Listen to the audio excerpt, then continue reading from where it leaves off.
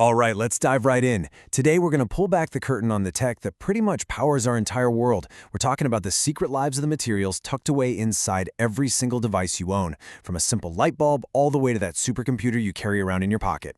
So let's kick things off with this simple question. It sounds a little like the start of a weird riddle, doesn't it? Well, the answer is all about electricity. More specifically, it's about how the materials they're made of either welcome electricity with open arms, block it completely, or control it with incredible precision.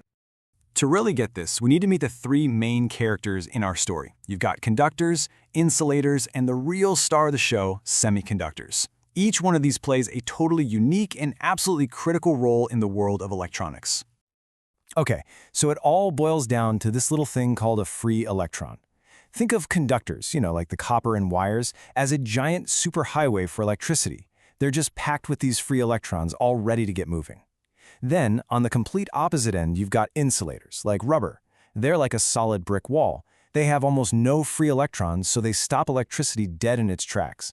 And then, you've got the curious case of the semiconductor, sitting right there in the middle. So what are these free electrons we keep talking about? Well, in any material, you've got atoms, and electrons are usually stuck to them. But in some materials, especially conductors, a few of those electrons can kind of break free and just roam around the place. It's the movement of these tiny, free-roaming particles that actually is an electrical current. So put simply, the more free electrons you have, the better you conduct electricity. Let's zoom in on the most fascinating and, honestly, the most important of these three materials. This is the one that gave an entire valley its name and basically kicked off the entire digital revolution, the semiconductor. But here's the really strange part. The material that is the absolute foundation of all modern computing, we're talking pure silicon, is actually a terrible conductor all by itself. I mean, it's practically an insulator. So how in the world did we manage to turn this kind of boring element into the brain of every smart device on the planet? The reason is all in its atomic structure. You see, every single silicon atom has 4 outer electrons, and it uses them to form these perfect, super strong bonds with 4 of its neighbors. Imagine a perfectly ordered crystal where every atom is holding hands with 4 other atoms. There are no free hands, or, in this case, no free electrons left over to move around and carry a current. It's incredibly stable, sure, but it's also electrically, well, useless. The solution to this problem is a process that sounds a little weird, but it is a work of pure genius. It's this kind of atomic-level engineering, and it's called doping. Doping is the magic trick. It's where scientists very deliberately sprinkle just a few atoms of a different element, what they call an impurity, into that perfect silicon crystal. And this is an incredibly precise process. The result is just mind-blowing. Adding just one impurity atom for every million silicon atoms can completely transform the material's electrical properties. Now, doping works in 2 really clever ways. First, you can add an element that has 5 outer electrons, like phosphorus. 4 of them bond perfectly with the silicon, but that 5th one is left over. It's an extra, becoming a free electron. We call this N-type for negative. Or you can do the exact opposite. You can add an element with only 3 outer electrons, like boron. Now you have an empty spot where an electron should be. We call that a hole. This hole can be filled by an electron from a neighbor, which just leaves a new hole behind it. So it's like a moving positive charge. And we call that p-type. So, here's the crucial takeaway. By creating these 2 slightly different types of materials, N-type and p-type, we suddenly have the fundamental building blocks, like Lego bricks, for every electronic component you can possibly imagine. The first and simplest component you can make is the diode. You literally just stick a piece of p-type silicon right next to a piece of n-type.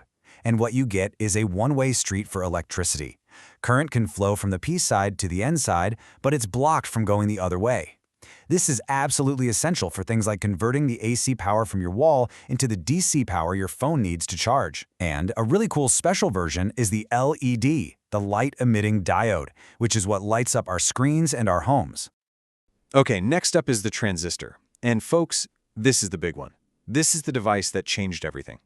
By sandwiching these N-type and P-type materials together, you create a device that can do 2 incredible things.